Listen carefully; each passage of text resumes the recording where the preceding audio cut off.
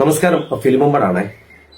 ഞാൻ ഒരുപാട് സന്തോഷത്തിലാണ്. നിങ്ങൾ സന്തോഷം എനിക്കറിയാം. കാരണം ഇപ്പൊ സോഷ്യൽ മീഡിയയിൽ ഏറ്റവും കൂടുതൽ ചർച്ച ചെയ്യപ്പെടുന്നത് റഹീമിന്റെ വധശിക്ഷ റദ്ദ് ചെയ്യാൻ കേരളത്തിലെ സുമനസ്സുകൾ, കേരളത്തിലെ മലയാളികൾ, കേരളത്തിൽ മാത്രമല്ല തമിഴ്നാടും കർണാടക അടങ്ങുന്ന മറ്റ് സംസ്ഥാനങ്ങളും, എസ്പെഷ്യലി നമ്മുടെ വിദേശത്തുള്ള പ്രവാസികൾ, ഇവരുടെ എല്ലാം സ്നേഹങ്ങൾ ഈ പറഞ്ഞ റഹീമിന്റെ ഈ ഫണ്ടിലേക്ക് ഒഴുകിയെത്തിയത് 34 കോടി രൂപയാണ്. ഇത് സമാഹരിക്കാൻ തന്റെ കയ്യിൽ 1 കോടി രൂപ ഇട്ടുകൊണ്ട് ബോച്ചോ എന്ന് പറയപ്പെടുന്ന ആ മനുഷ്യൻ ഇറങ്ങി പുറപ്പെട്ടു.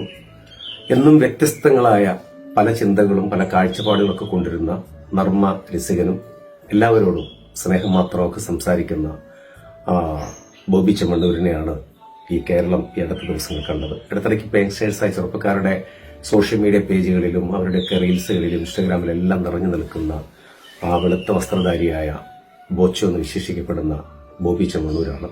തന്റെ എല്ലാവിധ സൗകര്യങ്ങളും അദ്ദേഹം ഉപയോഗപ്പെടുത്തി ആ വാഹനങ്ങളിലൊക്കെ റഹീം എന്ന് പറയുന്ന ആ വ്യക്തിയുടെ 18 വർഷത്തെ ജയിൽ വാസം അനുഭവിക്കുന്ന വ്യക്തിയുടെ ചിത്രം പതിച്ചുകൊണ്ട് തലസ്ഥാന നഗരത്തിൽ നിന്ന് യാത്ര പുറപ്പെട്ട് അദ്ദേഹം ചെയ്ത യാത്ര മധ്യകേരളത്തിലേക്ക് എത്തുന്നതിന് മുമ്പ് തന്നെ അദ്ദേഹം വിചാരിക്കുന്നത് പോലെ മലയാളികളുടെ വലിയ കാരുണ്യം, പെരുന്നാൾ ദിവസം ശേഷമൊക്കെയുള്ള സ്നേഹിതരും മനസ്സുള്ളവരെല്ലാം ഇടപെടലിനെ തുടർന്ന് അത് 34 കോടി രൂപ അതിലും മുകളിലേക്ക് കഴിഞ്ഞിരിക്കുന്നത് വലിയ സന്തോഷമാണ്.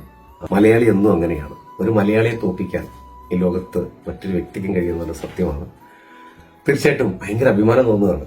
കാരണം ഈ ലോകത്ത് തന്നെ ഒരു വ്യക്തിക്ക് കുറെ മനുഷ്യന്മാര് ചുരുങ്ങിയ ദിവസം കൊണ്ട് തന്നെ നിന്റെ ജീവൻ ഞങ്ങൾ തിരിച്ചു പിടിക്കുമെന്ന് പറഞ്ഞ് അങ്ങോട്ട് ഇറങ്ങി തിരിച്ച കാഴ്ചയാണ് കണ്ടത്.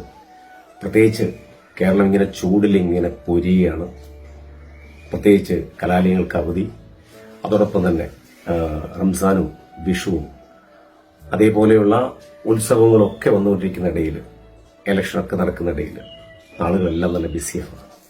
ഇതിന്റെ ഇടയിലാണ് ഒരു വ്യക്തിയുടെ ജീവൻ തിരിച്ചു പിടിക്കാൻ ഒരു ബോച്ചോ എന്ന് പറയുന്ന ഒരു മനുഷ്യൻ ഇറങ്ങി തിരിച്ചു. സമ്മതിച്ചു.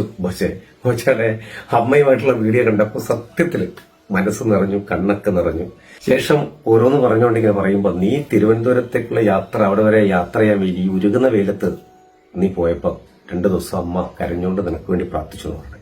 ചരിത്രത്തിലാദ്യമാണ് ഒരു വ്യക്തിക്ക് വേണ്ടി എല്ലാ മനുഷ്യരും കൂടെ അങ്ങ് പങ്കുചേർന്നുകൊണ്ട് ഒരു പിരിവ് നടത്തി ഒരു മനുഷ്യന്റെ ജീവൻ തിരിച്ചു പിടിക്കാൻ വേണ്ടി നടത്തിയ ഒരു വലിയ യജ്ഞം ഇന്നലെ കൊണ്ട് പൂർത്തിയായി.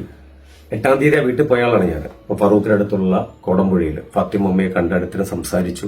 ഒരുപാട് നേരം മകന്റെ കഥകളെ കുറിച്ചൊക്കെ സംസാരിച്ചിട്ട് സങ്കടങ്ങളും വേദനകളൊക്കെ കണ്ടിട്ട പോലെ അമ്മ ചേർത്ത് പിടിച്ചുകൊണ്ട് ഞാൻ പറഞ്ഞിരുന്നു, ഉമ്മ ഈ മുറ്റത്ത് റഹീം വരും, കാത്തിരിക്കാം നമുക്ക്.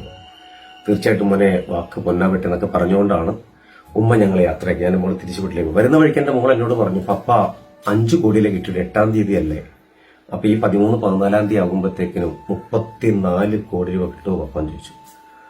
അപ്പോഴും ഞാൻ എന്റെ കുഞ്ഞിനോട് ഇങ്ങനെ പറഞ്ഞു, കിട്ടും കുഞ്ഞോളെ, അമ്മയുടെ പ്രാർത്ഥന അത്രമാത്രം പ്രാർത്ഥനയുണ്ടെന്ന് പറഞ്ഞു. എന്നും സ്നേഹം നിലനിൽക്കട്ടെ, എന്നും ഐക്യവും മനസാക്ഷിയൊക്കെ കാത്തു സൂക്ഷിക്കാൻ ഈ കൂട്ടായ്മ എന്നും തുടരട്ടെ എന്ന് പ്രാർത്ഥിക്കുന്നത്. തീർച്ചയായിട്ടും റഹീം തിരികെ വരുന്ന കാണാൻ സാധിക്കട്ടെ എന്നൂടെ പ്രാർത്ഥിച്ചുകൊണ്ട് ഫിലിമമ്പാട്. Thank you.